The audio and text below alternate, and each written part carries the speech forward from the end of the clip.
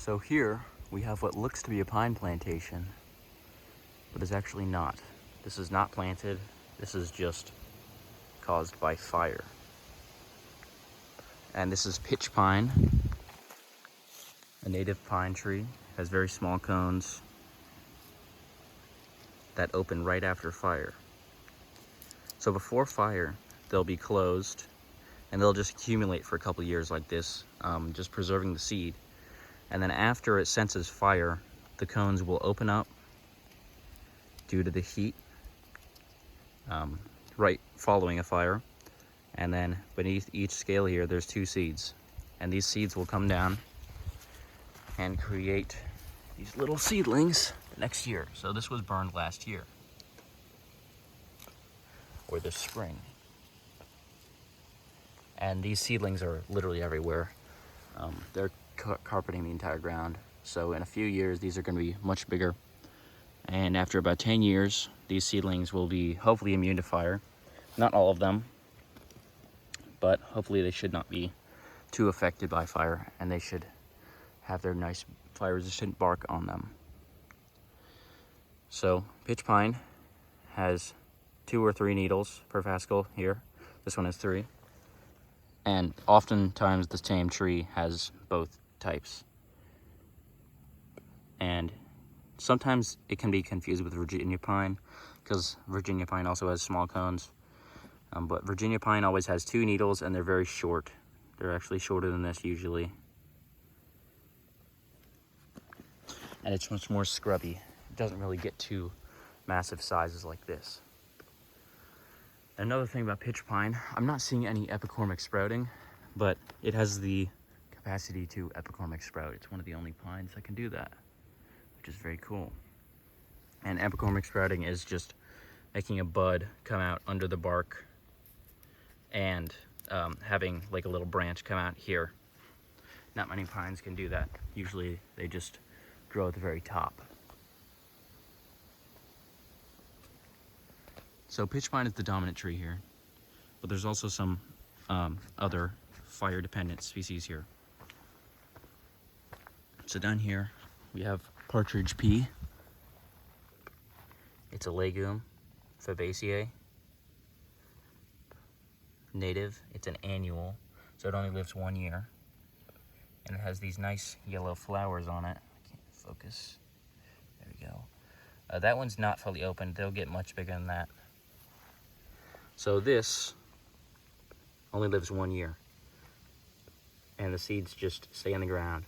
And this really takes hold in fire-ridden areas right after fire. And then after a couple years, it'll get shaded out. And then once the fire comes, it'll destroy most of the understory again, and this will come back.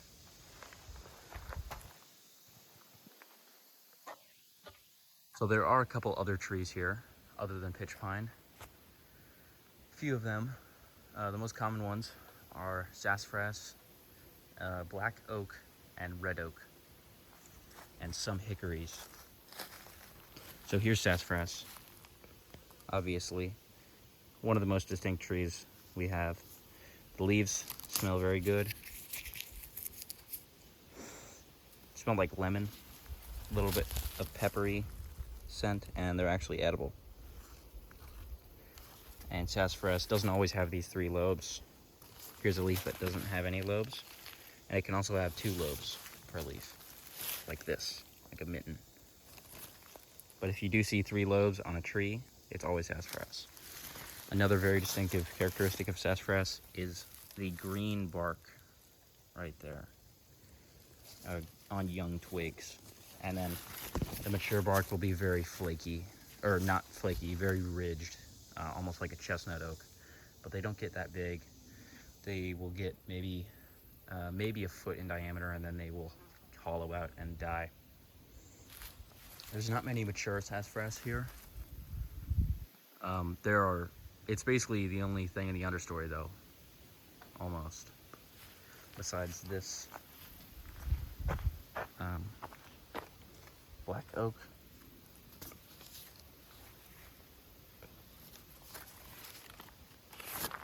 And red oak, which is over here. and they're both very closely related. Basically, the only way to tell them apart is the bark. So here is red oak.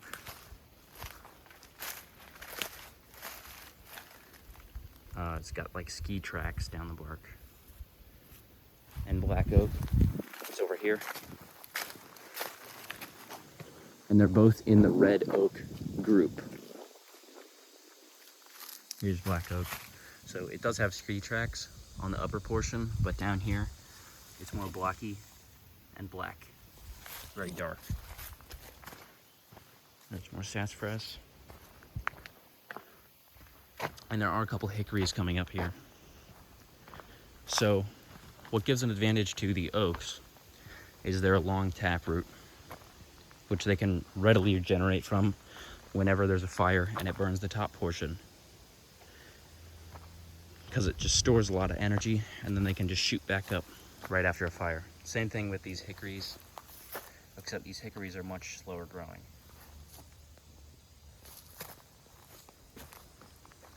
And as you move out of the main fire zone, you do get more deciduous trees. So here's a beech, very shade tolerant, American beech, very smooth bark.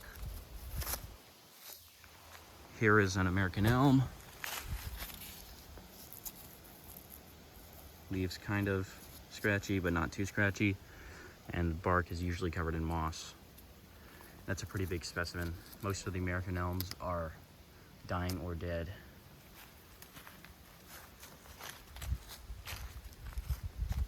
And then as you move a little bit further, you get another very fire-dependent species, the Tupelo. This is actually dogwood. This is not a Tupelo, but dogwood can take hold in fire-dependent ecosystems.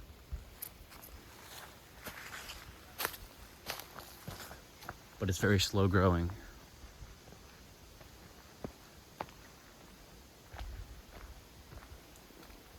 Here's a black cherry. This doesn't really love fire, but it can stand fire, and the bark is very flaky.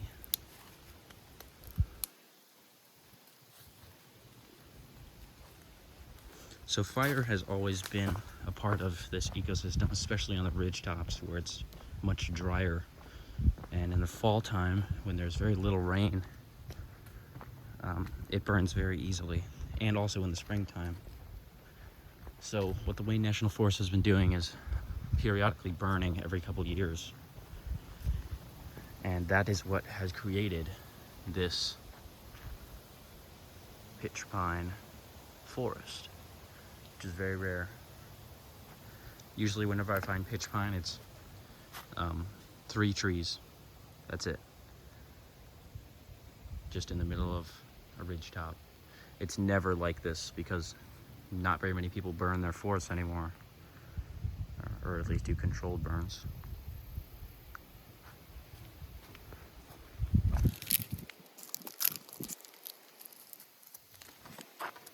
Fire ecology in Southeast Ohio.